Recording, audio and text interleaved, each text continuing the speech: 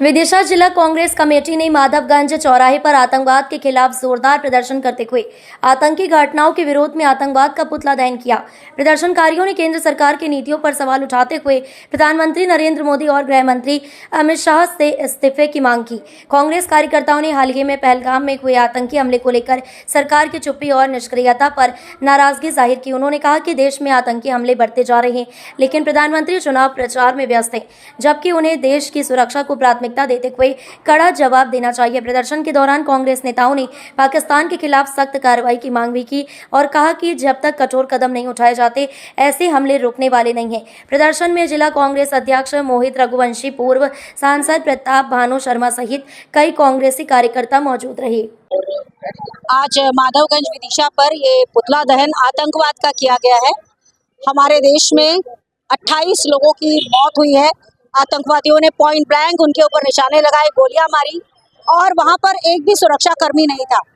तो हम पुतला तो आतंकवाद का जला रहे, लेकिन साथ में सरकार से ये सवाल भी है कि अग्निवीर जैसी योजना लाकर हमारी सेना को कमजोर क्यों किया।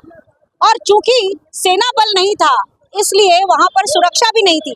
एक बात और बड़ी सोचने की है कि जहां पर आतंकवादी ये भी पूछ सके कि तुम्हारा धर्म क्या है और फिर डायलॉग बाजी भी करें कि मोदी को जाके बता देना, वहां पर इतना देर रुकते हुए क्या उनको पूरी तरह ये इल्म था कि आसपास कोई सुरक्षा बल नहीं है, यानी कि आतंकवादियों को किसी तरह का कोई डर नहीं रहा। इसका अर्थ क्या समझा जाए? तो जबकि आज भारत की सरकार ने इसकी चूक मानी है, लेकिन अभी तक किसी मंत्री विशेष ने उसकी सीधी जिम्मेदारी नहीं ली है और लेना भी गृह मंत्री अमित शाह को चाहिए। मैं समझती हूँ एक तरफ गृह मंत्री अमित शाह का तुरंत प्रभाव से इस्तीफा होना चाहिए, क्योंकि वो कई बार इस तरह की घटनाओं को रोकने में नाकामयाब रहे हैं। साथ साथ रक्षा मंत्री राजनाथ सिंह को अग्निपथ योजना तुरंत खत्म करनी चाहिए और उसके साथ पुरानी भर्ती शुरू करनी चाहिए। जो अग्निवीर अभी है उनको नियमित कर देना चाहिए, जिससे कि हमारी सेना जो धीरे धीरे कमजोर हो रही है संख्या बल में, वो मजबूत हो सके। ये हमारी मंशा है।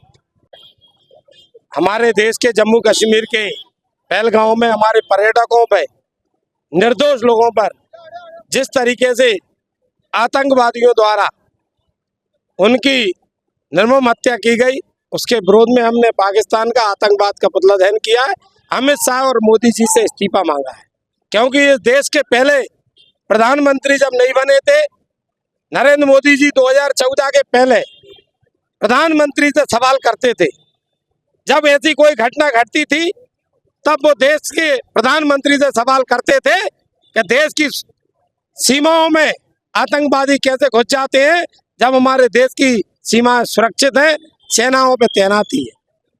जब आतंकवादी की घटना घटती थी, यही प्रधानमंत्री पूछते थे कि ये हथियार कहाँ से आते हैं।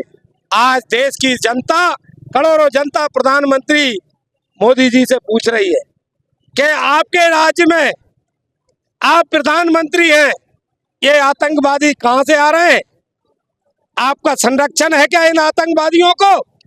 ये आतंकवादी कहां से आ रहे हैं? ये देश की जनता आपसे पूछ रही है अमित शाह जी कि आप बताइए कि इस देश में निर्दोष पर्यटकों पर जिस तरीके से गोली दागी जा रही है, क्या आपका संरक्षण है इन आतंकवादियों को?